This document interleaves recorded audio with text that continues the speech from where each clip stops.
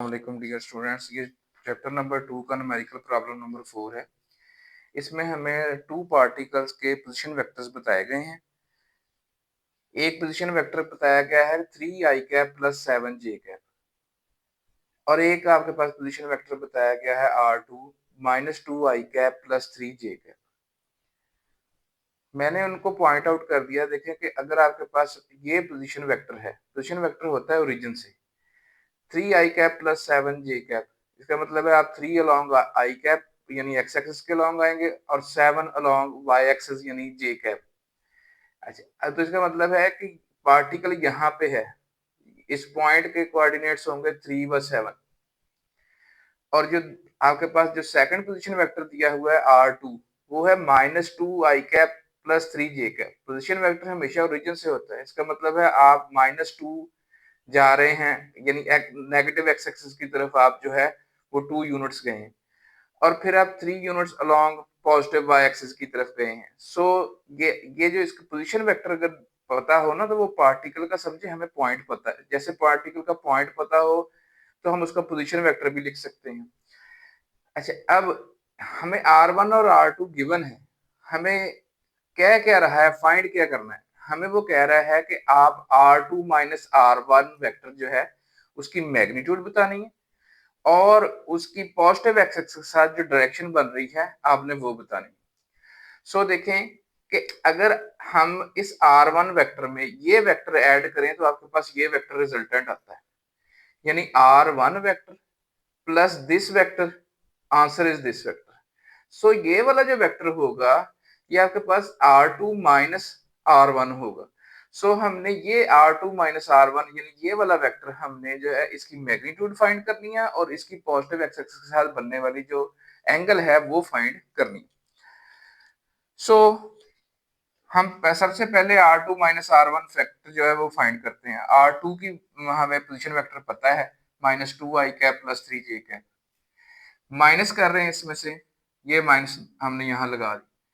R1 position vector 3 आई cap plus 7 j cap. जब ये bracket खोलेंगे तो ये -3 आई कैप और -7 जे कैप हो जाएगा। अब ये -2 आई कैप -3 आई कैप, सो ये -5 आई कैप हो गया और 3 j cap -7 j cap is equal to -4 j cap.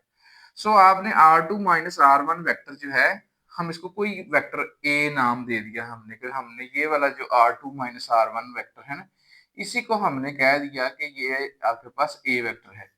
अब इस वेक्टर को हम पोजीशन वेक्टर नहीं कह सकते। क्यों? क्योंकि ये कौन सा इसकी जो टेल है वो ओरिजिन पे है।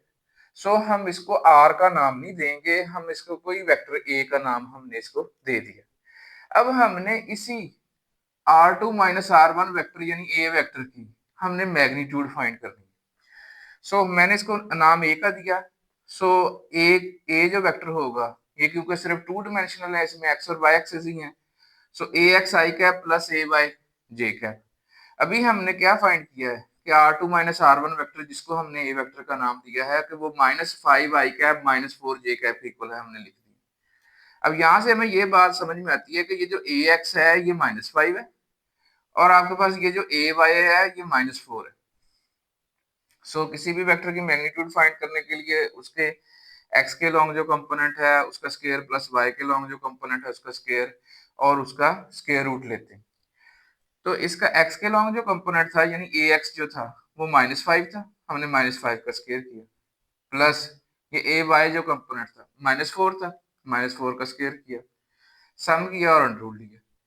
आपको पता है कि माइनस का स्क्वायर आपके पास पॉजिटिव हो जाता है, तो आपके पास -5 का स्क्वायर भी प्लस का ही आएगा 25 और ये -4 का स्क्वायर प्लस का 16 आ गया।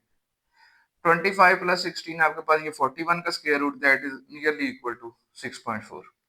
सो हमने एक काम कर लिया कि हमने R2 माइनस R1 वेक्टर की जिसको हमने A वेक्टर कहा उसकी हमने मैग्नीट्यूड फाइंड कर ली। अब देखें कि आपके पास ax भी नेगेटिव था ay भी नेगेटिव था। इसका मतलब है किसी वेक्टर के अगर जो कंपोनेंट्स हैं वो नेगेटिव भी हों तो जो वेक्टर की मैग्नीट्यूड आनी है ना वो आपके पास पॉजिटिव ही आनी है। सो ये आपके पास वेक्टर की मैग्नीट्यूड आ गई दैट इज 6.4। अच्छा, अब हमने फाइंड करनी है इसकी डायरेक्शन। डायरेक्शन के लिए जो है हम ये फार्मूला लगा सकते होते हैं, theta is equal to tangent inverse of A Y over A x.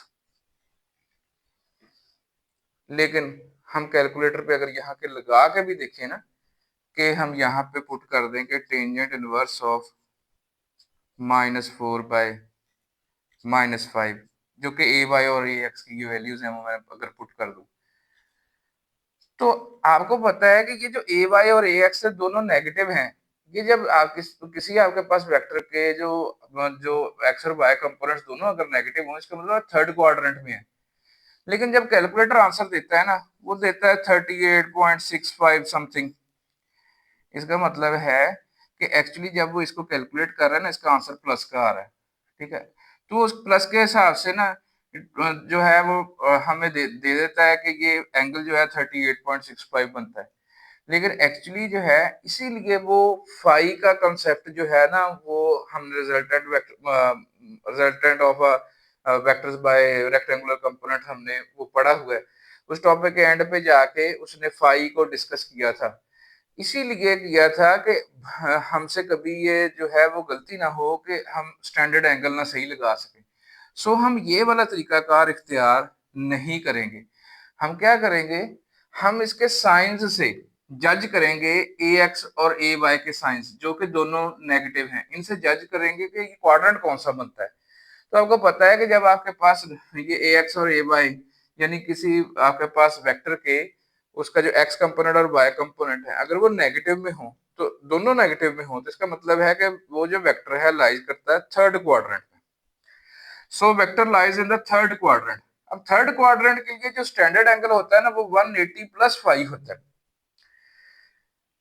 अच्छा, अब where phi is equal to tangent inverse of A Y over A X. लेकिन याद रखें कि जब हम ये फाई का फार्मूला लगाते हैं, उस वक्त हम ए वाई और ए एक्स साइंस को इनके इग्नोर कर देते हैं। यानी जब हम ये ए वाई और ए वाई और एक्स की वैल्यूज लिखेंगे, चाहे वो नेगेटिव में भी हो, उनको पॉजिटिव ही लिखेंगे, क्योंकि हम पहले से क्वाड्रेंट का अंदाजा लगा चुके हैं। उसके लिए स्टैंडर्ड एंगल की इक्वेशन हम नोट कर चुके हैं कि ये वाली लगनी है। अच्छा, अब देखें कि ये एक्चुअली एंगल कैसे बन रहा है ये। हालांकि आप देख रहे हैं कि वेक्टर तो आपको यहाँ पे नजर आ रहा है पहले और दूसरे क्वाड्रेंट में।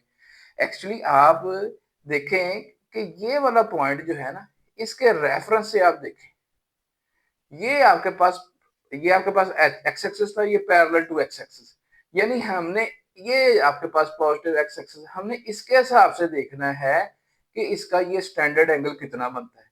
जो एक्चुअली हम फाई निकालेंगे ना, वो ये वाला एंगल है, जिसमें हम इररिस्पेक्टिव ऑफ द साइंस, हम उसके साइंस को इग्नोर करके फाई निकालेंगे, वो ये वाला एंगल होगा। जो थीटा स्टैंडर्ड एंगल होगा ना, वो एक्चुअली ये 180 + 5 के इक्वल होगा। तो अब चलते हैं आगे। आपने आपने जब साइंस को इग्नोर कर दिया, तो a/4 है और ax जो है वो 5 है, हमने पुट कर दिया। फाई एंगल आ गया 38.66 डिग्री। अब ये वाला जो एंगल है, ये आपके पास जो है 38.66 डिग्री है। जो स्टैंडर्ड एंगल होगा, यानी पॉजिटिव एक्स एक्सिस से एंटी क्लॉकवाइज जो मेजर होता है, उसमें ये 180 भी इस फाई में ऐड होगा, तो देन आपके पास स्टैंडर्ड एंगल थीटा जो है वो आंसर आएगा। So standard angle will be equal to 180 plus 38.66, और वहां से हमारे पास आंसर आ गया 218.66, यानी नियरली इक्वल टू 219 डिग्री। तो हमने ये डायरेक्शन भी फाइंड कर ली और मैग्नीट्यूड भी फाइंड कर ली। Hopefully answer the question. फिर मिलते हैं नेक्स्ट टॉपिक के साथ।